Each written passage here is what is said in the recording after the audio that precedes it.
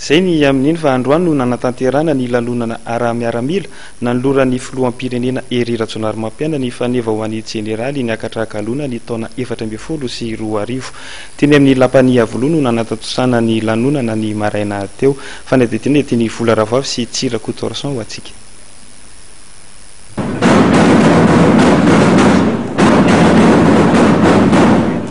Manambonina General 7 no nitolorana faneva androany teny amin'ny lapany avoloa. Ireo General nahazo galona tamin'ny taona 2012 no natao fomba ara-miaramila androany itsiny.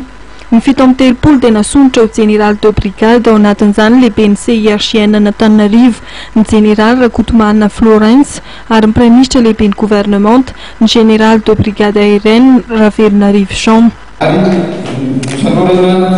Di mahafinaritra General de Brigade ny febroary 2010. 17 kosa ny General nahazo galona General de Division. Anisan'izany ny komandin'ny sekoly miaramila manofana manamboninahitra Camille Antsirabe, ny General de Division Léon Jean Richard Rakotonirina. 10 kosa no nahazo ny galona General de Corps d'Armée ny taona 2012 ary niraisina tao anatin'ny lanonana ara-miaramila fanolorana faneva androany. Anisan'ny nahazo izany ministry ny fiarovam-pirenena ny General Dominique Rakotsavy, ny ministry ny toe-karena ny General Erlanto Ravelorsan, sekretera general ny fiadidinan'ny Repoblika ny General Roger Lala, ny sekretera mpanjakana miadidin'ny Gendarmerie pirenena ny General Paza Didier ary ny lehibe ny état-major general ny Tafika ny General Benic Xavier Solofnirina.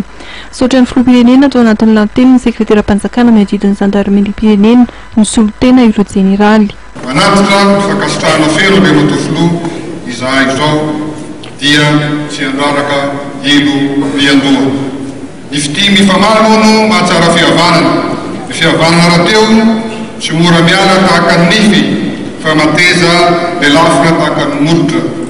Tao anatin'ny lahateny dia nametraka ny mahazava-dehibe ny fiarovam-pirenena amin'ny filoha-pirenena Hery Rajaonarimampianina. Nambarany fa anisan'ny lahara-pahamiana amin'ity taona 2012 ity ny fiarovana ny faritra-masina malagasy ary niady amin'ny trafika maro samihafa, eo ihany koa fametrahana ny fanjakana tan-dalàna matanjaka manaja ny zon'olombelona.